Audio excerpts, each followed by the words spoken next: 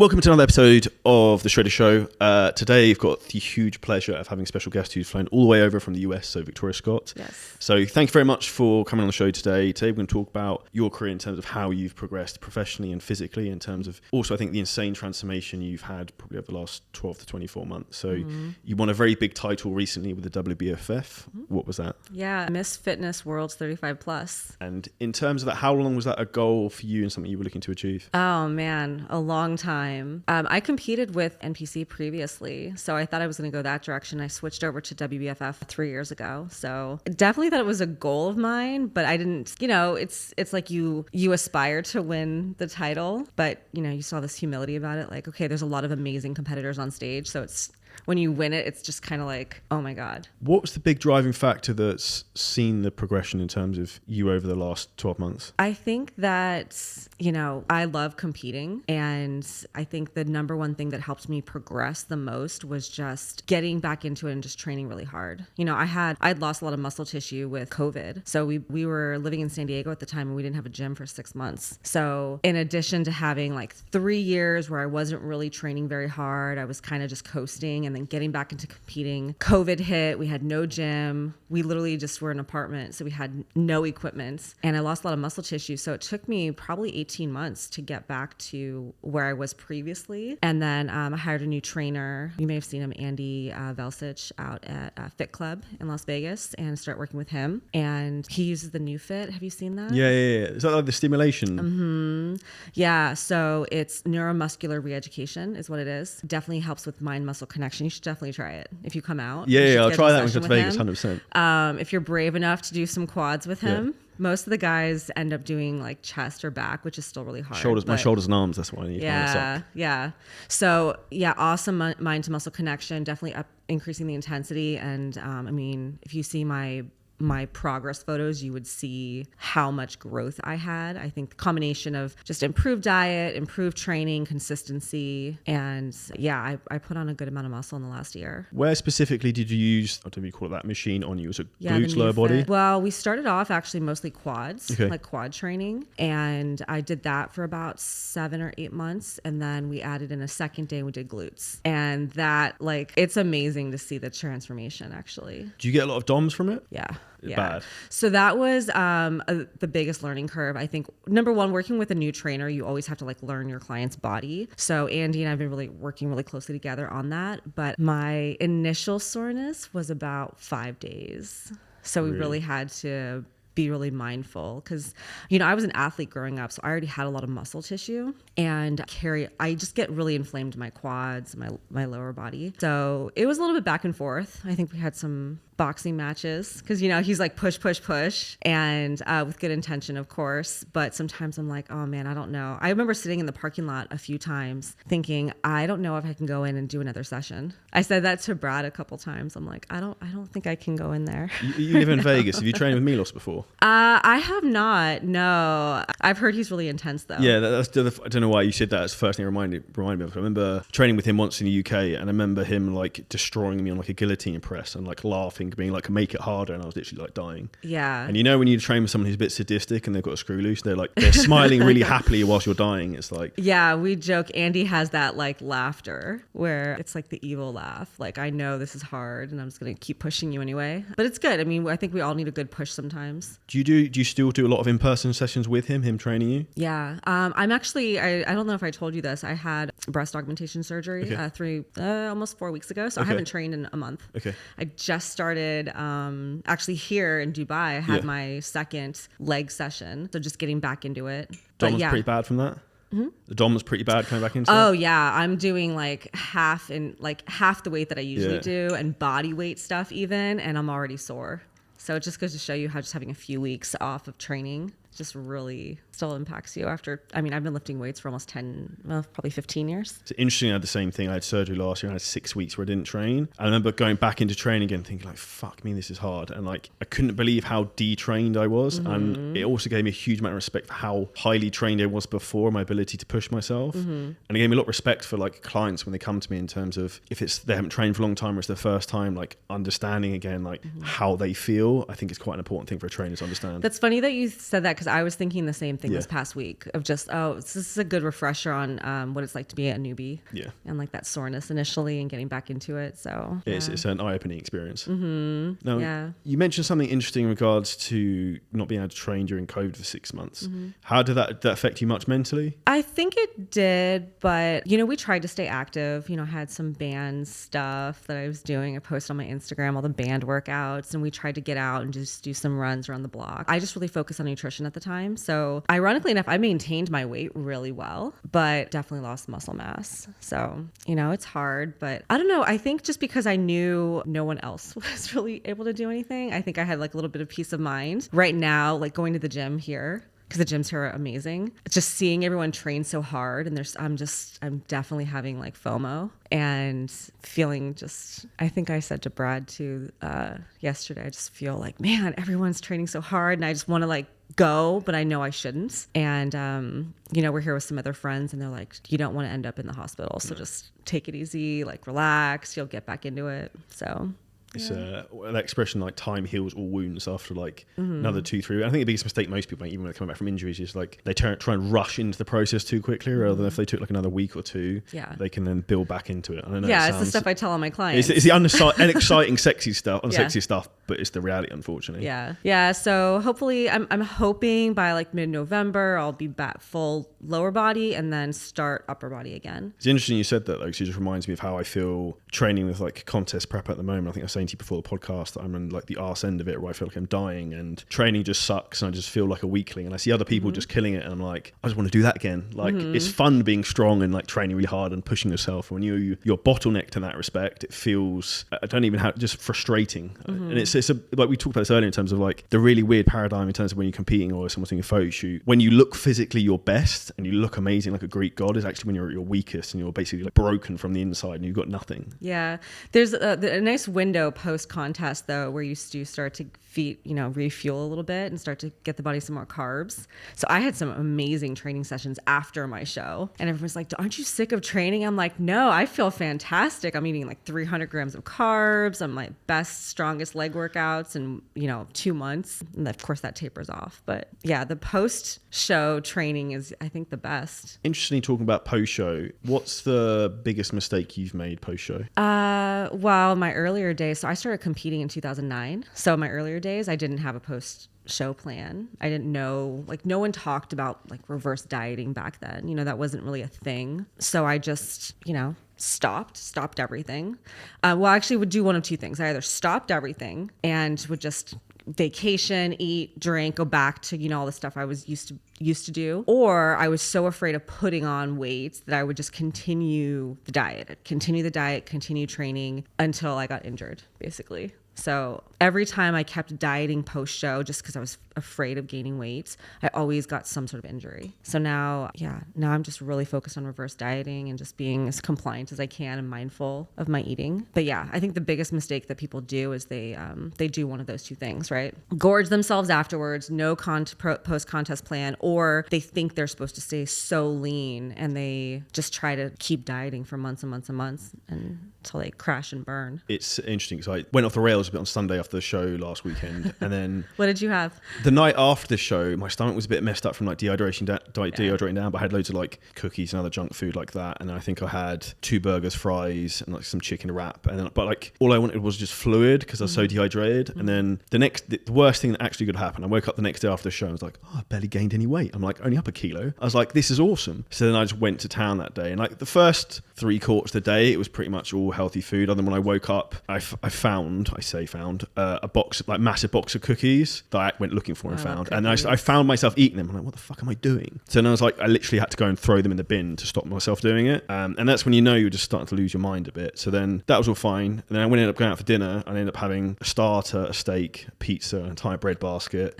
And then went home, ordered like 3 massive cookies. I have no idea why. And then I had like horrendous acid reflux. My stomach was messed up. The next day I was up 6 kilos in body weight. Oh my God. But then like 3 days later, I'm back down 6 kilos in body weight. And like, it's the epitome of what's not good for your body in terms of like physically and also mentally, because I felt so guilty on the Monday being like, you fucking idiot. Like, why did you do that? But I think in some respects, like my mentality is actually good to get it out of my system, because like I now know I don't want to do that. So like one day I'm not having a structured diet, I like go off the rails. So I need to have structure. And I think a lot of people who are very competitive like yourself and me, you have to have a plan of what you're doing. Otherwise, if I'm just giving free rein to whatever I want, I justify anything to myself, if that makes sense. Yeah, absolutely. I found for the first couple weeks post this past show, so my last show was it was mid-August, was Worlds. I was just a bottomless pit. I couldn't stop eating, but I just tried to, I even told my coach, I said, I wasn't compliant. I ate more food, but I just had another meal basically. So I tried to just like have steak and potatoes or something and have an additional meal just because my hunger was so high. So he was happy with that because I wasn't sitting there eating like pizza and sugar basically. But yeah, I just, for those first like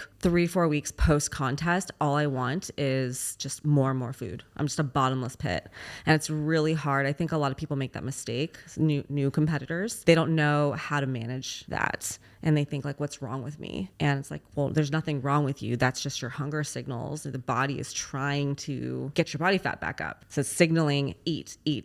And it's nothing like, I always tell my clients, like, if you're having that signal, it's not that you're broken. That's what your body is supposed to be doing to keep you alive. You know, like your body fat's not supposed to be like, I think I probably got to 10%, which is pretty low for a female. You know, I can't stay there forever. So yeah, I think having post-show plan, but also having like that grace of saying, hey, you know, this is not like in my control. There's nothing wrong with me for wanting more food. I think that's where it's a big psychological game.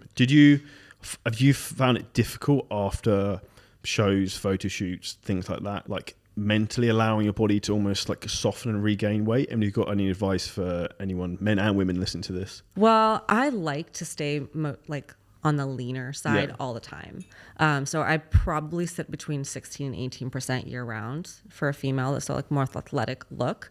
That's my personal standard. It's definitely more work, right? I tell people, you know, you can be, for women, you could be in that low 20s, still look good. It's maybe not as much work, but if you're in the teens as a female, and I'm almost 40, right? So that is just more work. To me, it's normal. Right. To me, that's just how I've been for a long time. So I think it's just a matter of deciding what your personal standards are. And this is something that I teach my clients is like, you know, if you just act like a feather floating in the wind, you're just going to go whatever everyone else does. But for me, it's like, this is my standard. This is where I know I want to be. So my food has to align with that. My training, how often I do cardio, you know, how far I'll let myself go off track before I go, okay, I need to bring this back in and just get it under control. So I think that's the number one thing people have to decide is what's your personal standard for your health and fitness? What do you want to look like? What does that feel like to you? And then everything else kind of falls into place. Do you think a lot of people set their standards too low? Oh, absolutely. The reason I asked this is because it just came to my mind. I put up a photo from when I had surgery last year compared to a photo like a week ago, and people were commenting being like, oh, your worst photo and your low is like most people's goals and all this other shit. And I was like, I literally replied being like, yes, because their standards are so low. Mm-hmm. It's like people need to set the bar higher than for themselves and stop bottlenecking what's possible. Because I think so many people think it's acceptable to be overweight and out of shape, and like you don't have to be muscular and jacked, but like for you not to be overweight and like essentially shortening the longevity of your life because you can't control your eating habits is your own conscious choice, and you setting low standards for yourself.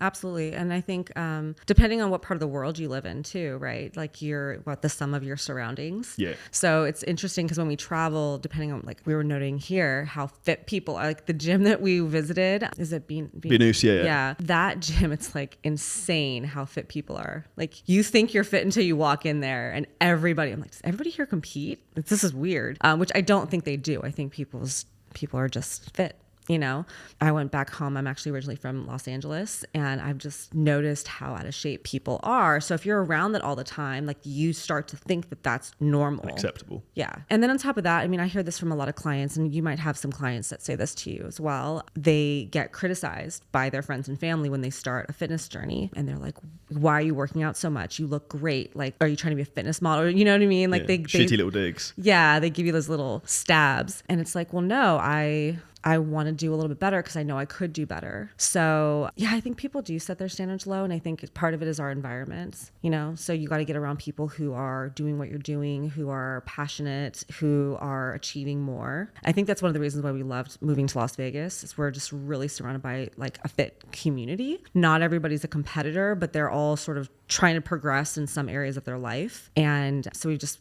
you know, made some really great connections, made some new friends, and it's just really inspiring because you know, if you're the sum of your surroundings, you've got to be aware and like actively putting yourself in those environments so that you can grow. So yeah, I think standards are a really big thing that people need to really look at and consider if they want to have a better quality of life, not even just for fitness, right? We talk about business a lot, relationships, you know, like, are you hanging out with people who are in shitty relationships all the time or who bitch about their friends? Yeah, exactly. So yeah, I think the standards are, for most people, are lower than they should be. And if they just take a second to like really think about what they want their life to look like 5, 10, 15, 20 years from now, and actually write that down. I encourage our clients to do that. Like, if you don't have this written down, you don't know where you're going. So write it down, get it on paper. A big thing I think a lot of people do is they think of too short time frames. So people think, oh, in 12 weeks, I don't know, in 12 weeks I want to look like X, Y, Z. In 12 weeks I want to achieve Y. It's like, I don't think in 12 weeks. I think 3 to 5 years. Like always, like think long term, because then it gives you the ability to set bigger goals and like the compounding effect of then just ticking off small wins daily. So I think the best thing people can do is focus on like winning each day and just making the right decisions like in front of them,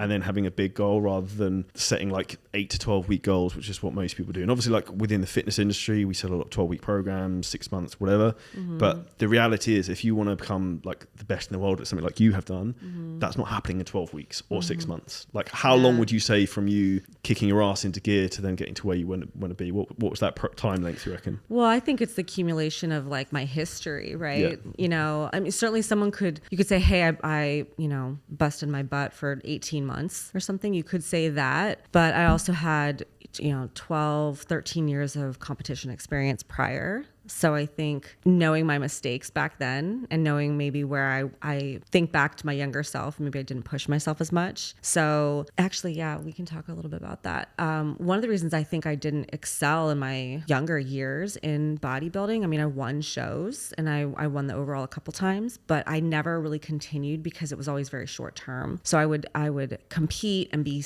you know, ready to be on stage, do a show, and then I'd kind of go back to what I was doing, you know, and I wasn't fully committed to like a 3 to 5 year thing. So when I started with WBFF, it's actually really funny that you mentioned the 3 to 5 years, because I thought, okay, well, if I can buckle down and really commit to this, and maybe I need 3 to 5 years, like, so be it. I'm all in. I'm going to do this stuff in the off season. I just need to like go for it. That was what was in my head. And I think I achieved these goals. I mean, I think I won the world title because that was my mindset. I was thinking 3 to 5 years, and I actually did it in half. But I think it's because a lot of people, they come off the shows and they go, oh, I need a break. And don't get me wrong, I felt burnt out at times, for sure. I mean, especially with, you know, running the business and our business growing pretty rapidly this past year. I think we grew 280% last year. So, I mean, doing that, expanding the business, and then also being so on point even in the off season, I definitely felt burnt out. But I just knew that if I didn't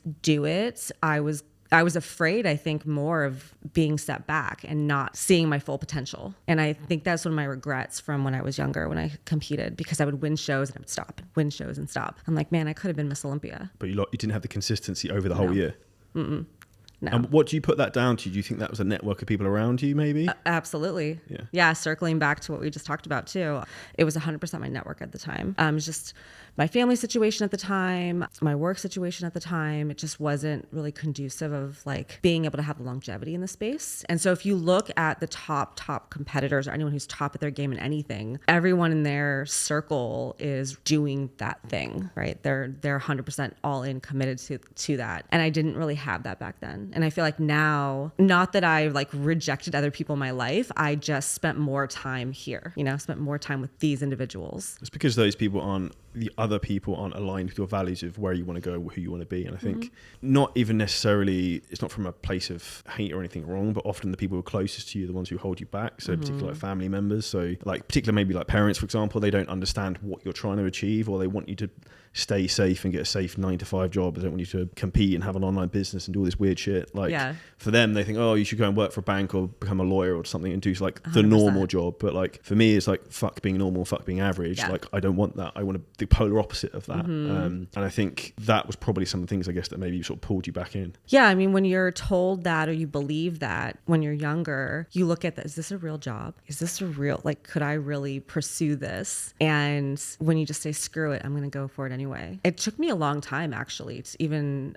committing fully to my online business. Because, you know, when I was growing up, what you said, like, be a lawyer, be a doctor, be this, be that. And it was like, this isn't a real job, you know? And now I'm like, oh my God, you know, I'm helping hundreds of women. I'm employing people. And I wouldn't be doing that if I listened to these other people. Not that being a doctor or lawyer is not, you know, worthy career. It just wasn't what I was passionate about. And as soon as I stopped listening to those outside influences and just said, hey, I'm going to go all in on this, as scary as it is and as unorthodox as it is, you know, if you're really passionate and good at something, you're going to excel. So I think that's why we've grown so much over the last 3 years. And then same thing with my fitness. Those are my personal fitness goals. You know, it's like, I'm not paid to be a competitor. I love competing. Obviously complements our business very well. But at the same time, because I went all in on that and invested in the off season, you know, it's obviously paid off. Would you say you're naturally competitive? Yes. It's a very quick yes. Yeah, absolutely. What drives you? You know, that's a great question. I was actually listening to an app. So I found this awesome app. It's called Pep Talk. Have you heard of it? No, I'm going to have to check it out after this. It's just like a bunch of edited videos of really amazing, inspirational speakers kind of all edited together. And that came up. And I was thinking about that because I think it was the topic this morning, actually. You know, a lot of people say, like, okay, I want to be the best. And I think I do want to be the best, but I think I really value contribution more. I think the root of it, when I really look back and say, okay, what have I achieved? The moments that make me feel like, oh my gosh, this was so worth it is, yes, I did this thing, but look at how many people I helped in the process. Like, just because I was true to myself, this is something I'm passionate about, but because I did that, I inspired these other people. And we work with women who are 40 plus and who are lifestyle women. And, you know, I have clients who are, you know, in their late 50s who don't consider themselves athletic. They never lifted weights. This is just totally normal, average women. And they see me compete. And some people be like, how could that be attractive to them? Why would that inspire them? Like, they're not anything like competitors, but they actually are super inspired by me. And they're, you know, this one woman, she's been a client of mine for probably coming up on 2 years, and she's 59. And she is just so like, I just want to be a little bit more like you. I'm like, oh, that's so sweet though. But then, you know, they go and they get their blood work done, or they tell me they want a vacation and they want what's it called? Stand-up paddleboarding. Yeah. And they had the strength to do that. And they didn't before. So it's like, gosh, just because I was brave enough to pursue my passion and put that out online and show people, hey, this is what I'm doing. And they were just a little bit of that inspired them. So I think that's probably the root of why I do what I do. It's interesting you said that, because I had a call with a client, Omesh Singh, who I know who listens to this, a doctor from Texas. And he said to me, I think at the end of the call was like, you don't know how much you've impacted my life. Mm-hmm. And then also how, because he's a doctor, how I'm now impacting thousands of other people thanks to your help. 100%. And I was like, almost fucking start crying. I was like, fuck me, I'm getting emotional to talk about it. And even he was talking about, like, so inspiring, seeing what you've done with competing recently. It's really motivated me. And it's like, I've almost been reluctant to put stuff out there like that, because I was like, oh, this is too full on. It's going to, like, people aren't going to like that. But then the people who truly value who you are and what you do see that as inspirational in terms of like how hard you can push yourself and take yourself to another level. Yeah, because I've had the critics say, oh, well, if you're not trying to work with competitors, then maybe you shouldn't talk about that so much. And I thought, gosh, but it's kind of hiding a part of myself. It's living a lie. Yeah, exactly. And at the end of the day, most of our clients, they're just like, yeah, I don't want to compete, but you totally inspire me. And you obviously know what you're doing. Mm-hmm. Right. Well, that's, yeah. So we have definitely a lot of clients who, because of their journey, you know, 30, 40, 50 pounds, they've had friends, relatives, former like colleagues, people they used to work with 20 years ago, see them on Facebook and go, oh my gosh, I haven't talked to her in so long, but I saw her progress photos and that's why I reached out to you. So I remind our clients, you know, yes, you were inspired by me, but now you are an inspiration. And you don't know how many people private message me and say, oh my God, I wish I had Karen's arms, or she's so inspiring, you know? So I have to tell them like, hey, you know, you ever feel bad about yourself one day? You feel like you're not progressing? I just want you to know there's other people who message me about you and tell me that you inspire them. So I think that's, I think that's at the end of the day, we can all say, hey, I want to achieve this, this, and this, and have this laundry list of like accolades. But the biggest thing that you could have is contribution to others and, knowing that you impacted someone's life in a positive way. It's interesting you say that, 'cause one of the questions someone asked me recently was like, what makes you happy? And I was like, I'm not necessarily a happy person. I'm not seeking happiness, but I seek fulfillment. And for me, fulfillment comes from helping other people and helping people maximize the potential, whether it be with their bodies, business, mindset, whatever it might be. And I think I can tell straight away you're very much aligned the same way in terms of like wanting to help people and genuinely care, which is really nice to see. Yeah, and all the rest of it all That's the a good byproduct, stuff. right? Yeah, and all the good stuff kind of comes along with it. So, even just coming out here, we were talking about this. I think just it isn't about having this thing. It's about having options. Like I think about that with growing a business and being successful in business and career and, making, you make more money, but what does that really give you? Well, to me, it's like, you can buy the cars and the watches and the vacations and all that stuff, but at the end of the day, you have options. And I think that fitness is the same way. When you take care of your health and you're fit and healthy and you turn 50, 60, 70 years old, if you're taking care of your health, you have options. I cannot tell you how many people tell me, actually, I think that client that I mentioned earlier, the reason she started was she was concerned about holding her husband back when they go on vacation because she was like, she couldn't be as active as he was. And so she wanted to make sure that she could participate in all the activities. Or, people say, I want to keep up with my grandkids and that kind of stuff, right? And I think that's what, when you take care of your health, not trying to be a fitness competitor, but just, weight training, staying strong, eating, the good foods and all that stuff, you have options. And whether it's what you wear or whether it's being active and, climbing a mountain or doing wakeboarding or whatever, 60 years old, you don't have those options if your health's declining and you're worried about, okay, I got to take these medications, I got to go see the doctor, all this stuff, like if you can prevent disease or delay stuff longer, why wouldn't you? And I think the reality is most of these things are possible to be delayed. Interesting question for you in terms of you moving, I think you moved from San Diego, was it to Vegas? What was the biggest change you noticed in the move in terms of like the community you moved into? Like, was there a big difference in terms of like fitness? Did that help your training a lot? Did it in your environment? That's really interesting because San Diego is a very fit and healthy, active, city. But I don't know, for some reason, maybe it's because it is a little bit more small town. I know people don't think of Las Vegas as being small town because it's the Strip, right? We don't live on the Strip, but I think the population is like a third or a fourth of San Diego. So, and there's a really big bodybuilding community there. So we just plugged into Fit Club is our gym there. It's a little boutique gym. They are growing, which is cool to see them. But yeah, we just plugged into the community there. And I think we're just around a lot more like-minded people. And I don't know why that is. It just feels right for us, Obviously you've come over to Dubai. What's your initial impressions here? Somebody asked me that yesterday and I said, it feels like a bigger, cleaner LA. That was kind of because I'm from LA, right? So it just feels like everything is just vast, grand, cleaner. Obviously, there's a lot of wealth here, of course. We haven't really ventured out too much. I've only been here for 2 days and I think I'm still jet lagged. Yeah, so far I think it's fantastic. Yeah, and I think that it feels like a little, I wouldn't say slower paced, but I think somehow like not being in the United States, I don't know, maybe it's just like psychosomatic or something, but I feel like more focused. Yeah.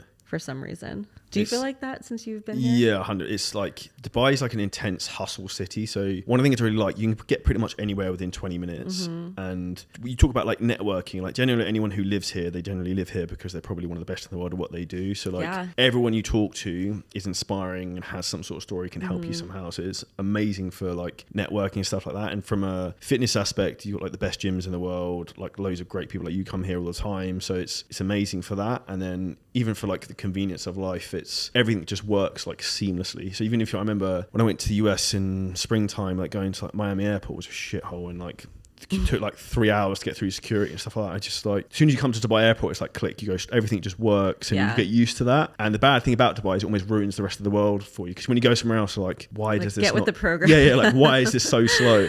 Yeah, that's how I feel about Las Vegas. Yeah. People there are hustlers for sure. Maybe some in a good way, some in a bad way, but just the connections and same thing. I lived in San Diego for 15 years and I rarely even had family visit me. People say how much they love San Diego, but but very few people like ever actually visited me there. And since we've been in Las Vegas, I think we've been there for almost 18 months. I've had half my family already. People come there for conventions all the time, celebrations, birthdays or something.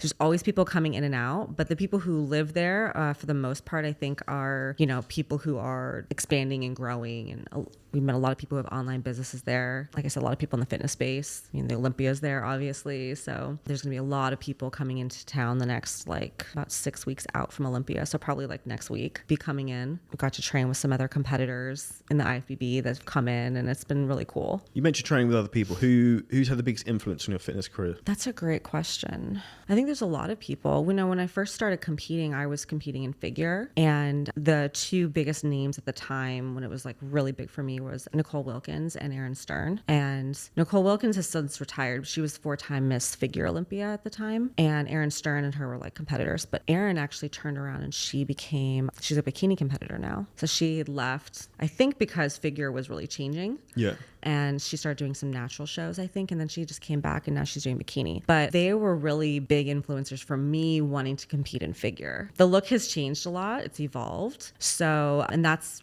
actually one of the drivers for me switching over to WBFF. I love competing, but figuring out the aesthetic that you like. I'm a girl who puts on muscle pretty easily. I already had a lot of muscle, so bikini wasn't really an option for me. Figure was getting a little bit too hard for me. Yeah. And I was introduced to the WBFF and took a look at it, and one of their main categories is fitness. And so WBFF is fitness modeling, right? So it's fitness, fashion, beauty. And so only 40% of the judging is physique, and the other 60% is basically modeling and marketability. So that was a huge challenge for me switching over. But I think that in terms of the aesthetic look and the category, it suits me much better. But yeah, in my earlier days, there was a lot of really, really amazing figure competitors who, like I said, they've since retired and the industry's changed and evolved. But those were two of my big influencers for sure. I had them on my vision board back then. I don't know if you ever do a vision board, but I had a vision board and I actually had cutouts of them. That's pretty sick. On my vision board. Yeah. Interesting question for you. So obviously you've competed a lot of times. For anyone listening to this, what would be your approach if you were going out for a meal when you're on a contest prep diet? Is there something you would go as a go-to thing you'd look at on the menu? Oh, yeah. I mean, the number one thing I tell people is make sure that you can identify everything on your plate. There's not sauces, and I don't get soups and that kind of stuff. I stick with stuff like steak for the most part. Usually steak is my go-to, steak and potatoes. And I can really control the size of it, quantity of it, and, ask for no butter, no sauces, no oils, that kind of stuff. Another one of my go-tos is tacos. So, because I can fit that in. I know, a lot of people don't think that, but I can fit that in pretty easily. But I don't actually go out to eat if I'm on a contest prep diet. It's easier not to, really, let's be honest. It's more stressful to go do that. And just depending on the place, if I've been there before, it's easier. But if it's somewhere that I've never been, or if people are oh, let's just come to this restaurant and meet me there, then it becomes more stressful. Yeah, it's not worth it then. Mm-hmm. The other question I have for you in regards to contest prep is when you're in a very low calorie phase, how do you, and obviously you run a successful business, how do you maintain peak performance, mentally in that state? Oh, time management is the best thing. Number one, I get to bed early. I implement a bedtime. What's your bedtime? 9. Same. 9 p.m. What time do you get up? Contest prep. I'm like a bear. I'll sleep till 7. Okay. I'll get 10 hours. See, I have the opposite. I can't sleep. I'm just awake. I think because I'm hungry all the time. Well, when you get leaner, yeah. When my body fat gets much leaner, I cannot stay asleep. So I have some good supplements that have helped me recently for that. Yeah, I need 10 hours of sleep. What supplements would you recommend in that aspect? I was using a supplement earlier this year. It's a CBN product. Okay. So it's a specific cannabinoid and I think it has some other ingredients, but the primary ingredient was that. And I slept like a baby. So I don't like melatonin or anything like that. I just, that never worked for me. But anything that can get you into that deep REM sleep. So. Do you use anything to track your sleep? I don't. I was thinking about getting one of those, the rings. Oura ring, yeah. Yeah, do you have one? Yeah, okay. They're really, really good. You like it? They're good, but when you look at the problem I have with some of these things for some people is that it's the perspective of how you use it. So I just track mine, so I know roughly how much. I don't even really look at it that much anymore. But some people will look at their Oura ring and be like, "Oh, my readiness score is bad. I better not work out today." Oh yeah. Rather than how do you actually generally feel? Mm-hmm. If you feel dog shit and you can't, like, I don't know, you can't use the Stairmaster because you're so fatigued, maybe you should rest and eat some more food. But some people go so much off the data that like, oh, my HRV becomes is a an bit excuse. Yeah, it's just being a bit of a pussy, really. And it's just like, sometimes you just need to man up again. Like, say, for example, you coming here and having jet lag, your body's going to be all over the place and like your aura ring would probably be having a fit right now. But like, that doesn't mean you then don't work out and don't do what you're supposed to do, if that makes sense. Well, some people, yeah, they wouldn't. Yeah, but I did.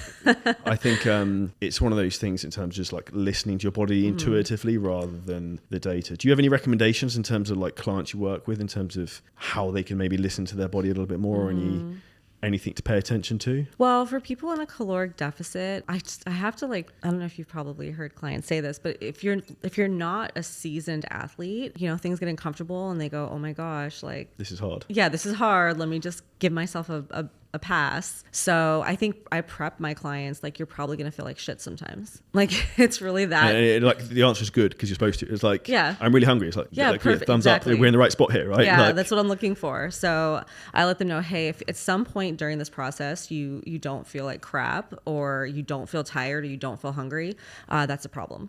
You probably should feel tired, hungry, and you probably have some crappy days. Have you found this as well? I always find the day I feel the worst, the next day I look insane. Yeah, I'll have a couple of days historically during prep. It's usually about in the 6 to 8 weeks out. I'll have a couple of days where you just feel like death for like 2 or 3 days straight. And then all of a sudden you wake up and drop 3 pounds. I had a coach tell me that one time. I remember complaining to him. It was my earlier days. He's like, and I said, oh my, and then I woke up on Friday and I was down 3 pounds. And he was like, yep, feel like crap, lose 3 pounds. And he was like, not even phased. And I said, oh, okay. One of the muscle groups women obviously want to try and develop and they struggle with a lot is obviously glute training. What's your approach to that? And do you have any specific tips for the audience listening? So yes, I do. I am an aesthetic athlete at my core. So I played basketball for 15 years. So in my younger years, I was definitely performance and did all that. But since I got into bodybuilding, I am straight up an aesthetic athlete. So a lot of content that's online right now is all about strength. And novice people, I think, confuse that with aesthetics and hypertrophy, which don't always translate, right? You can be super, super strong and not have the best glutes. That doesn't always translate. So for me, the biggest things that have helped me with hypertrophy are time under tension. So I do a lot of tempo training, slow eccentrics for the most part. The new fit has helped me a lot when working with Andy because, and it's debatable, right? Because no one's really done studies on this, but I'll just say from personal experience, my mind to muscle connection when not training with the machine has improved a lot. But I think anyone who wasn't using that, time under tension, really focusing on their technique a little bit more, which I think is a little bit different than form, because there's little things that bodybuilders do that are just technique things. It's like intent. Yeah. So in terms of like glute training, I see people think that, oh, because I'm lifting heavier, then I should have better glutes. And that isn't always the case. A lot of time I see women using their quads and lower back a lot. Exactly. Yeah. We really work on keeping hips and knees open when I squat, when I do certain movements. It's all in how you perform it to, as soon as your glutes get weak, a lot of people will like maybe shift forward and squat and they put a lot more emphasis on the quads. And they go, oh my God, well, I'm squatting so heavy. Why aren't my glutes growing? I'm like, well, you start to feel that tension in the glutes and you sort of move your body to make it easier. And for me, the way that I do it is it starts to feel really hard and I force myself to stay in that position until my glutes completely like fail. So I think that's the biggest difference for some people. They don't know how to get the tension into the muscle that they're working. They use the surrounding muscle tissue to perform the exercise rather than isolating as much as they can. What would be your go-to glute training exercises? My 2 favorites right now are box squats and glute hyperextensions. Okay, yeah, I understand. So the rounded back. Yeah. So that's really helped me with upper glute. And do you do that weighted or with a band or? I do it weighted. Yeah. Yeah, I can do about 100 pounds. Do you use the new fit machine on that as well? Mm-hmm. Yeah, those are my 2 favorites right now. I know everyone loves hip thrusters. I actually am like, I think that's a shit exercise, in my opinion. Medium. I'll do them, but it's not my favorite. Like, I personally, for women advocate, I think that some form of squat variation is far superior for glute development than hip thrusts. Yeah. Like I said, it's all in how you perform the exercise. And if you can isolate the glutes, you can do reverse lunges, step ups. I mean, any kind of lunge, basically, any kind of squat, and you're going to feel it in the glutes. So I think for most people, it's not that the exercise is better for glute development. It's that some people are better at performing the exercise, right? So some women, they suck at performing squats, and then they go and do hip thrusters, and something about that positioning makes them use their glutes more. It's not that hip thrusters is like superior. I think they're just, for that individual body, it just works better. Yeah, or vice versa, right? Yes, the mechanics. I think that I feel way more glutes when I do squats, and when I do hip thrusters, I just feel like my whole body is doing more of the work. I agree. I think it depends on your mechanics. Like for me, for example, if I do a barbell squat, my ass just gets massive. So like I've noticed that a lot now, actually, with like competing, getting really lean. I was like, you've got really developed glutes. And I'm like, I don't barbell squat anymore. So it's from years ago when I used to do it loads, and that's why I stopped, because my quads weren't growing, my ass was just getting bigger. So I think it's people understanding what muscles actually doing the work, and like taking most of the load is an important thing to understand. Yeah, it's all in your technique, and I think mechanics, anatomy plays a role into that. So I think for people to say like, oh, this is the best glute exercise, it depends. One last question for you: what would you say is the biggest mistake most women make when trying to get in shape? Ooh, and how to avoid it? Biggest mistake.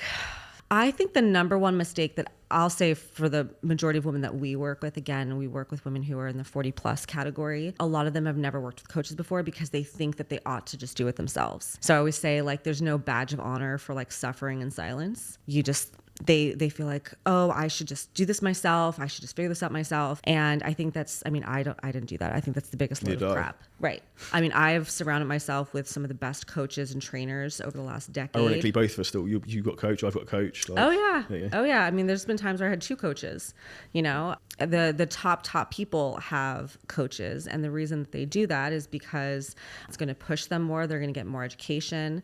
And so to think like, okay, you have 0 background in this, you're out of shape, you know, all these things, how would you figure out how to do it right? So I think one of the biggest mistakes is thinking that you ought to do it yourself and figure it out yourself. I think it's an incredible waste of time and resources, mental resources, to try to do it yourself. And I think it's the long way.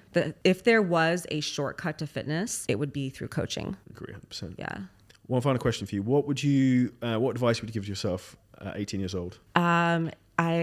You know what? That's really interesting that you said that, because I saw Elena Cardone posted something the other day, and I reshared it. And I 100% agree. Now that I'm sitting where I'm at right now, it just resonated with me so much. It was that she said, stop pretending that you don't know who you are, and like, cut the crap, basically get educated, you know, own who you are, and do the work. And I think a lot of us walk around in life, especially when we're younger, we're less confident. We think that we don't know who we are. And so we kind of tiptoe around and try to fit ourselves into what everyone else wants us to do. And the second that you say, okay, like, that's a load of crap, I do know who I am, and I'm going to go this direction, you just skyrocket. I love that. I'm going to write that down after this. Yeah. Own who you are. That's very, very I'll send good. you the video. It's a great video. Yeah. I appreciate it.